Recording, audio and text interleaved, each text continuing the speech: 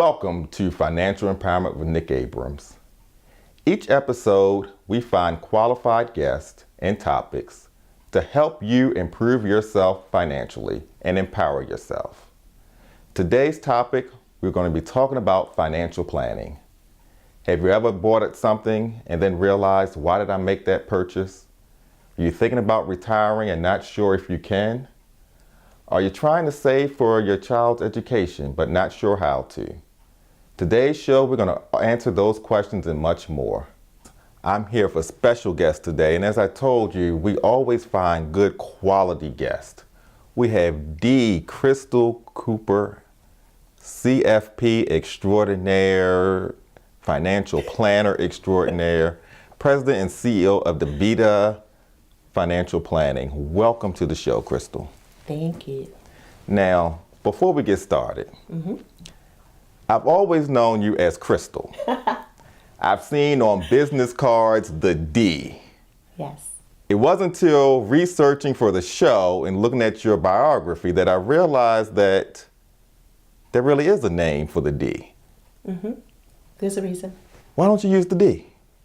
Well, when you were a little girl and you were named Davita because you were supposed to be a David, Okay. and a 12-year-old boy asked you your name, you just immediately went to your middle name, Crystal. It was easier back then, Okay. before I realized how lovely a name it is. It actually has a meaning. That's really it. So, Crystal, our audience, I tell them about the show. We always bring qualified people here. Can you tell us a little bit about your background? Sure. So I have always been, for some reason, a planner and a saver since I was Really? a little girl. Okay. That was my thing. And So when everybody, other kids were getting Yes. candy, you were just saving I your was money. saving my money, yes. And my sisters would have, I have 3 sisters, they would have to, come to me, borrow money. And You would charge them high rates of interest. So sort of a modern little loan shark. I didn't know about interest back then. Oh, okay. Yeah, but it's just a natural knack for wanting to save and plan and be organized, Okay. which are 2 traits that really helped me in this profession. I was previously an administrator, Okay. and in 1988, I went to work with a woman, a pioneer in our industry. Okay. Her name is Sally Law, Okay. and Sally started her practice in 1973. All right. Still has her first client today. Wow. Yeah, and she really took me under her wing and mentored me, and there was another woman working for her at the time who took me on as well. Okay. And that's how I was able to hone that skill set, that natural skill set that I had. So I just developed it along the way. Okay. Yeah. Now I noticed behind your name, there are a lot of letters. Yes. Explain to our audience what those letters are and what do they mean? Okay. Well, interestingly enough, I was raised by a single mom. Okay. And so my path was less traditional than others. Okay. So in working for Sally, that is where I cut my teeth with everything. My very first exam was to take the insurance exam. Okay. You know that. It was I easy know but about that. boring, right? That's fun stuff. That's wonderful stuff.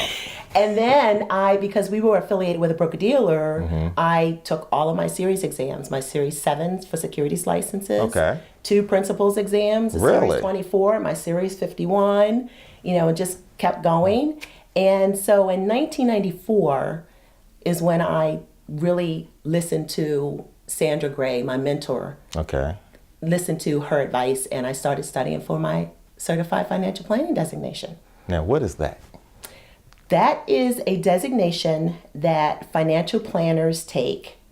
You have to go through several series exams prior to obtaining that designation.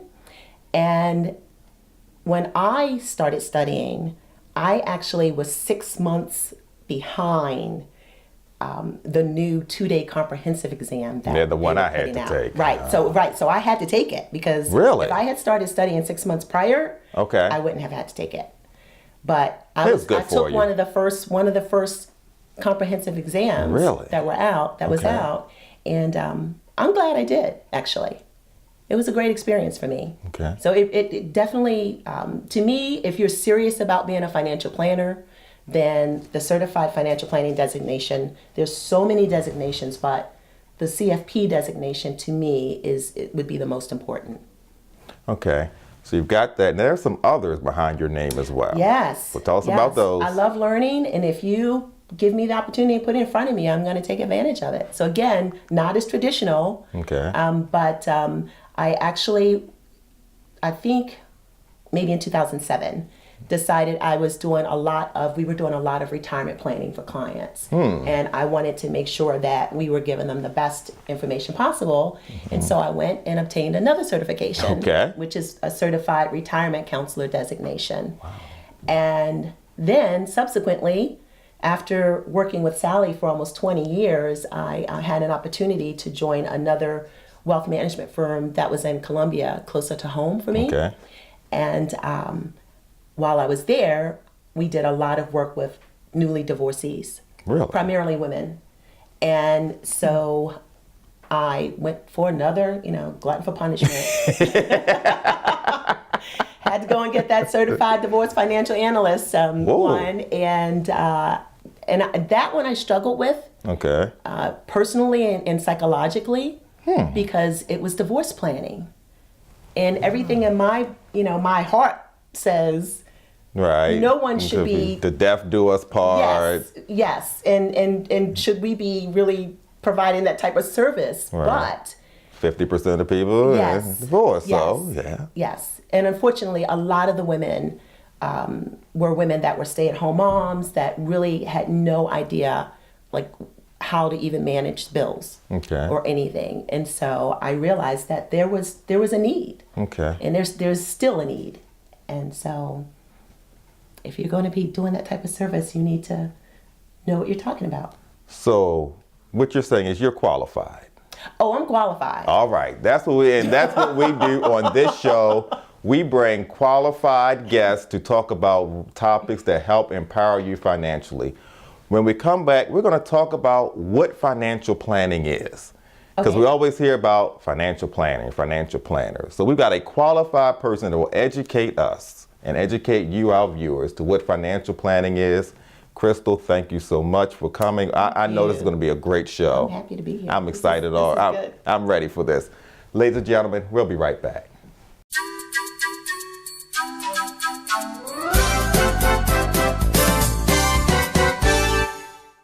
Hello, this is Nick Abrams, host of Financial Empowerment with Nick Abrams, with your financial tip of the day. Monitoring your credit. When is the last time that you looked at your credit report? Do you know if there are any errors on there? It's very important to look at your credit report at least once a year. In today's world of cybersecurity, online banking, you never know when someone has accessed your account and is using your name and your credit to make their purchases. You want to find out ahead of time before you go to try buy a car and a house. You're not able to get that loan because your credit has been impacted by somebody who's been using your report. So each year, you go to www.annualcreditreport.com and get a free copy of your credit report. This is Nick Abrams, host of Financial Empowerment with Nick Abrams, with your financial tip of the day.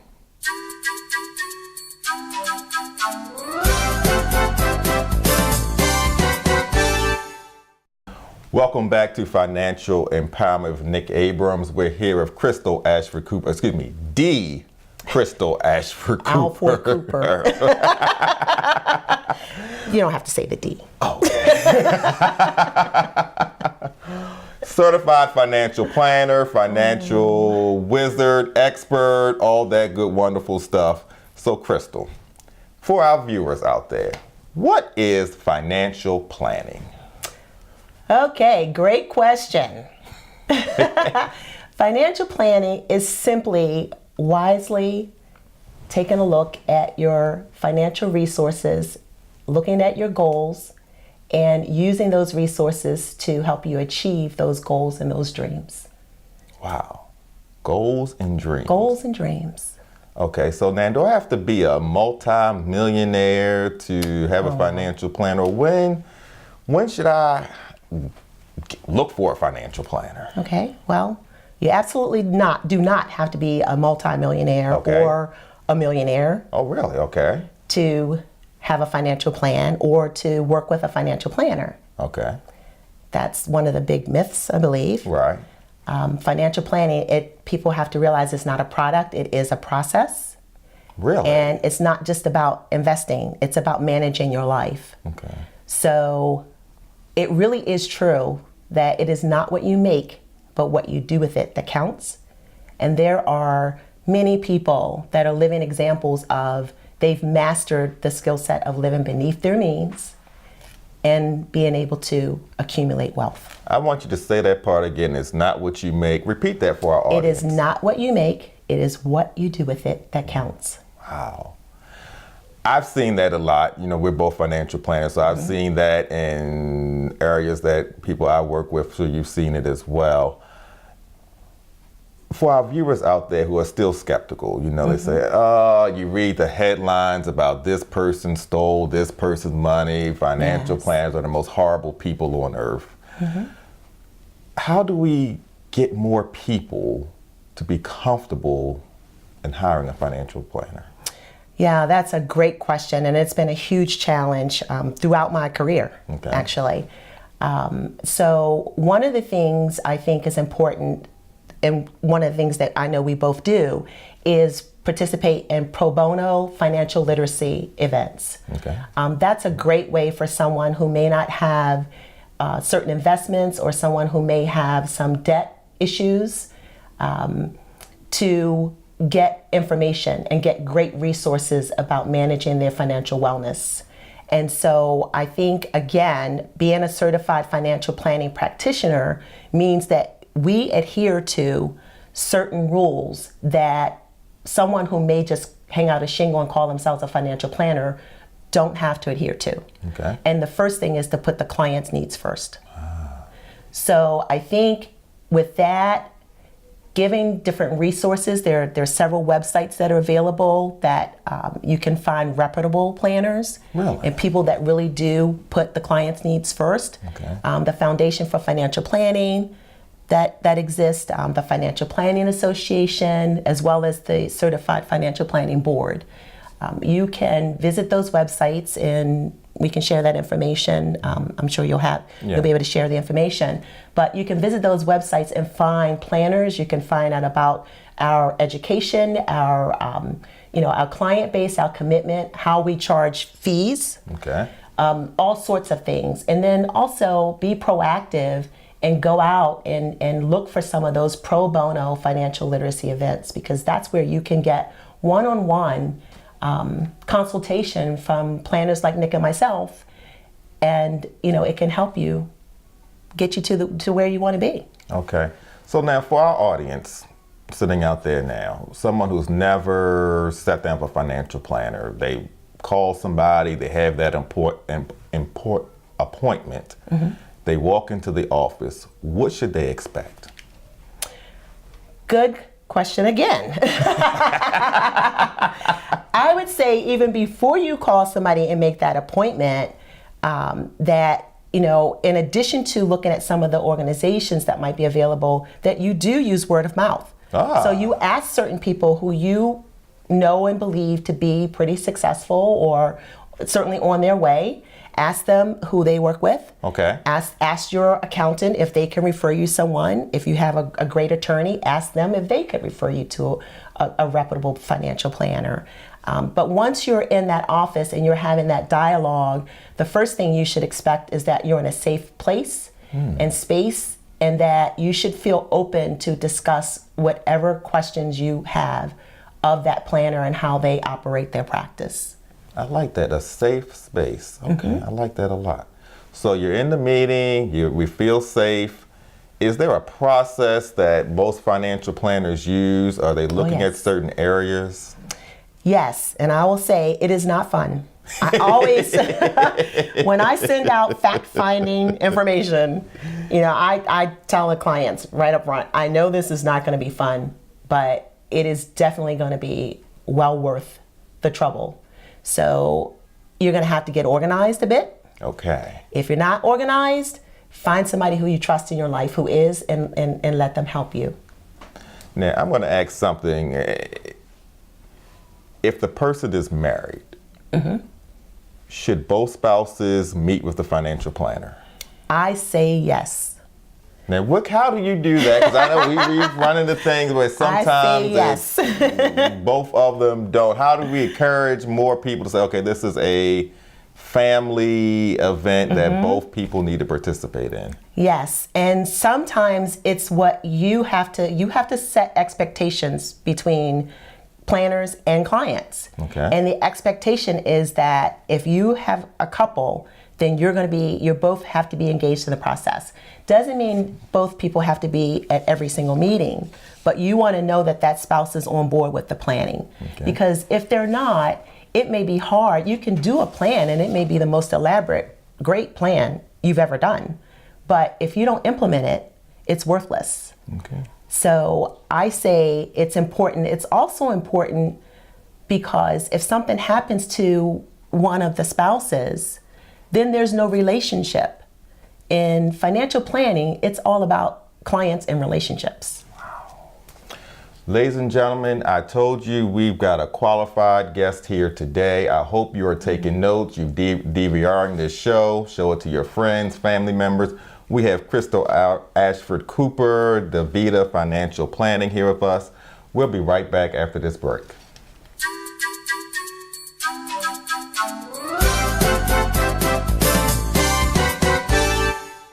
Welcome back to Financial Empowerment with Nick Abrams. We're here with Crystal Ashford Cooper. Crystal, let's talk about the steps to financial planning. So we've talked about, what a financial planner does, what to expect when you walk into a financial planner's office. Want to kind of tie this into you're sitting down, you've got your documents. What are the steps to planning? So one of the first things we do is to work on the net worth and asset allocation. And that's simply creating a balance sheet, which will list out assets, liabilities, what you owe to get a net worth. That net worth could be, in the beginning, either a positive or negative. Okay. So that sounds like a painful process. Yes, it is painful, but it's worth it. Okay. You heard that, ladies and gentlemen. Painful, but worth it. Painful, but worth it. A little bit of pain in the beginning. Yes. But it'll be worth it in the end. All right, so that's step one. What do we do? Step two. Step two is dealing with cash flow and debt management. That sounds painful too. But we're working through a process, remember. Okay. It's not a Okay, product. It's not drive-by. Okay, so and this is a process. There's some things that we have to absolutely. And so, your finances are one of the most important things in your life. That is true. Stage, correct? Yes. So, and it can prevent you from having that divorce that you can have to deal with. Absolutely, so, okay. Absolutely. And as far as, people don't like the word budget, you can call it whatever you want to call it. Okay. But just remember that you want to tell your money where it's going. You really don't want to stay in a position of having to figure out where your money went after the fact. That's important. Okay. And you and I, we have a mentor in common. Yes. And Deborah Owens, who's a wealth coach, always says that wealthy people think, act, and do things differently. Wow.